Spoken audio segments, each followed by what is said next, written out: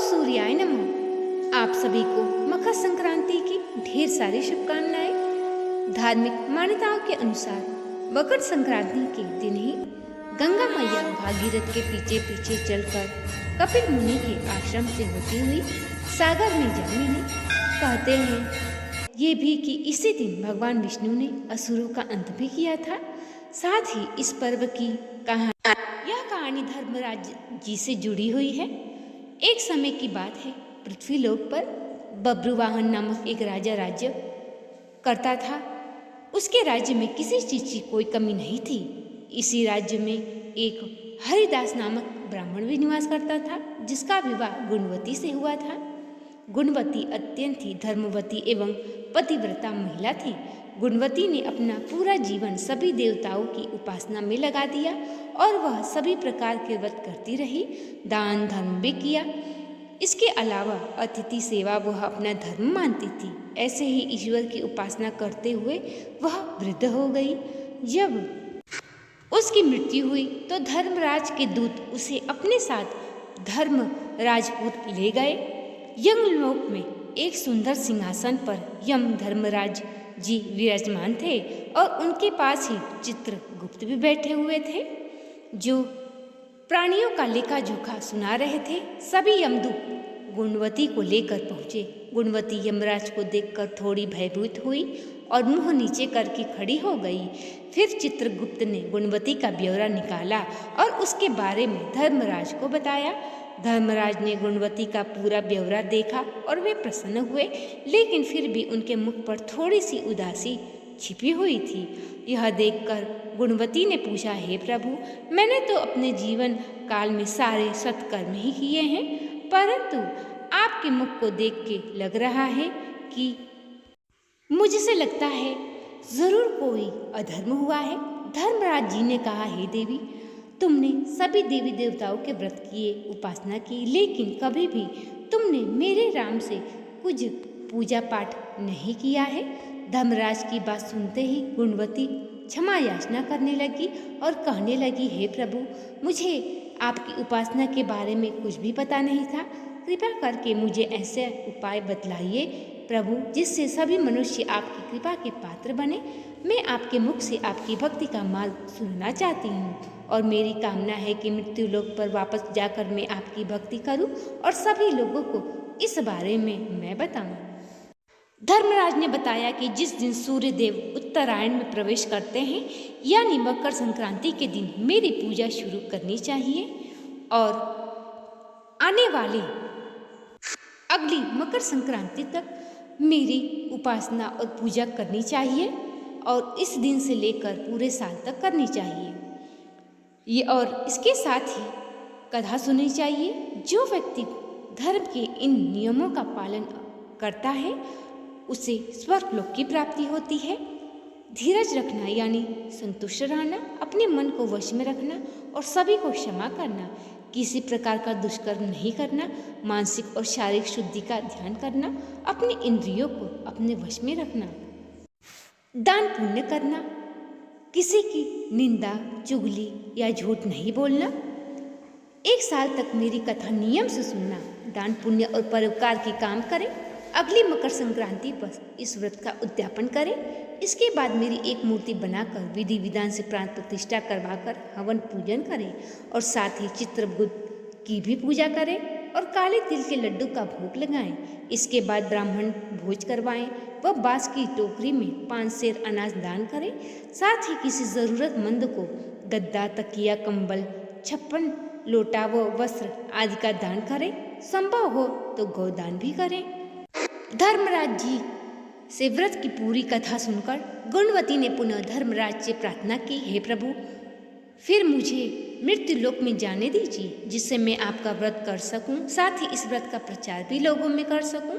इस पर यमराज ने गुणवती को धरती लोक पर फिर से जाने दिया। धरती पे वापस आकर गुणवती ने धर्मराज जी के व्रत के बारे में बताया और उनके बताए गए नियम के अनुसार व्रत के बारे में अपने पति को भी बताया। मकर संक्रांति आते ही गुणवती और उसके पति ने यह व्रत शुरू कर दिया। इस व्रत के प्रभाव से उनका धर्मराज की कृपा प्राप्त हुई और वे स्वर्ग लोक को प्राप्त हुए। इसी प्रकार महाभारत काल की समय की बात है। महाभारत काल में भीष्म पितामह को इच्छा मृत्यु का वरदान प्राप्त था। कुरुक्षेत्र युद्ध में शैया पर लेटे हुए भीष्म पितामह दक्षिणायन में प्राण त्याग नहीं किया। उन्होंने मकर संक्रांति के दिन उत्तरायण आने पर ही शरीर त्यागा, क्योंकि उत्तरायण में मोक्ष की प्राप्ति होती है और यह समय सर्वश्रेष्ठ प्राण त्यागने का, मृत्यु होने का बताया गया है। अब आइए सुनते हैं माघ मास में सुनी जाने वाली कथाएं। थी वह गणेश जी की अनन्य भक्ति थी।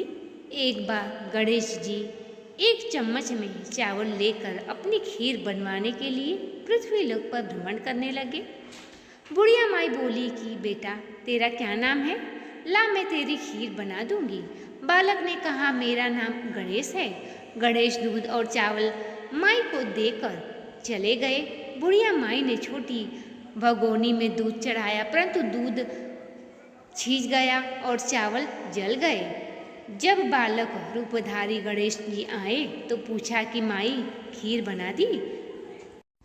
छोटी भगोनी में मैंने दूध तो चढ़ाया, परंतु दूध छीज गया और चावल भी जल गए। तब गणेश जी ने कहा कि माई, तुझे तो बनाना नहीं आता, तू स्नान ध्यान से निवृत्त होकर गणेश भगवान का नाम लेकर बड़ा भोग चढ़ा देना, खीर बन जाएगी। दूसरे दिन बुढ़िया माई ने स्नान दान करके ऐसा ही किया। बुढ़िया माई अपनी बहू से बोली, मैं गणेश जी को बुलाकर लाती हूँ। बुढ़िया माई नगर में गणेश जी को आवाज़ लगाने चली गई, परंतु गणेश जी नहीं मिले। माई ने बहू से कहा कि खीर तो बन गई है, परंतु जब तक गणेश जी को भोग न लगे कोई भी खीर न छूना। परंतु बहू को खीर देकर लालच आया। बहू ने एक कटोरी में खीर निकालकर खा ली और वहाँ से चली गई।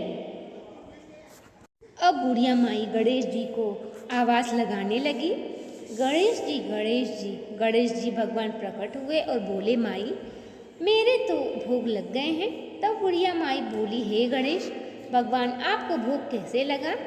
तब गणेश भगवान ने कहा कि माई, तेरी बहू ने मेरा नाम लेकर हे गणेश जी भगवान को कहकर उसने खीर खा ली है।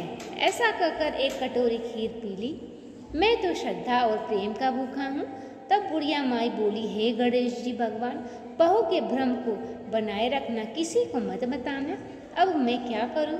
तब गणेश जी भगवान ने कहा, हे बुढ़िया माई, नगरी जिमा दे, जो बचे उसे घर के चारों कोनों में गाड़ देना। अब बुढ़िया माई ने पूरे नगर को निमंत्रण दिया और सारे नगर के लोग खीर खाने लगे, परंतु भगोना भरा का भरा ही रहा। अब जब सारे नगर के लोगों ने खीर खा लिया, बुढ़िया माई ने चारों तरफ खीर गाड़ दी। प्रातः उठ के देखा तो चारों तरफ घर के सोने चांदी, घर के भंडार भर गए। अब बुढ़िया माई की सारे लोग प्रशंसा करने लगे, उनकी श्रद्धा, भक्ति और भोलेपन की प्रशंसा करने लगे। अब आइए सुनते हैं तुलसी माता की कथा। एक समय की बात है, एक गांव में एक बूढ़ी अम्मा रहती थी। वह अकेली ही पूरे दिन कृष्ण भक्ति किया करती थी। तुलसी जी को सींचती और पूजन किया करती और सदैव एक ही प्रार्थना करती कि हे कृष्ण, मुझे मीठा मीठा ग्रास दे, वैकुंठ में वास दे, चटक की चाल दे, पटक की मौत दे, कृष्ण का कांधा दे। इस प्रकार वह रोज प्रार्थना करती और कृष्ण भक्ति में सदैव लीन रहती। एक बार तुलसी जी सूखने लगी। कृष्ण भगवान ने पूछा कि तुलसी, तुम क्यों सूख रही हो? तब वह कहने लगी कि बूढ़िया माई रोज मुझे सींचती हैं और एक ही प्रार्थना करती हैं। इस पर कृष्ण जी कहने लगे कि तुम उनकी प्रार्थना स्वीकार कर लो। परंतु तुलसी जी ने कहा कि ये कैसे संभव है? कृष्ण भगवान ने कहा कि इसकी चिंता तुम मत करो। अब बुढ़िया माई की जब मौत हो गई, सारे गांव वाले बुढ़िया माई को उठाने लगे। बुढ़िया माई अब तो इतनी वजन हो गई कि कोई भी उन्हें उठा नहीं पा रहा था। तब कृष्ण भगवान बाल रूप में आए और बुढ़िया माई के कान में कहने लगे, मीठा मीठा ग्रास ले, वैकुंठ में वास ले, चटक की चाल ले, पटक की मौत ले, कृष्ण का कांधा ले। अब बुढ़िया माई तुरंत ही इतनी हल्की हो गई कि सारे गांव वालों ने उन्हें उठाकर ले गए।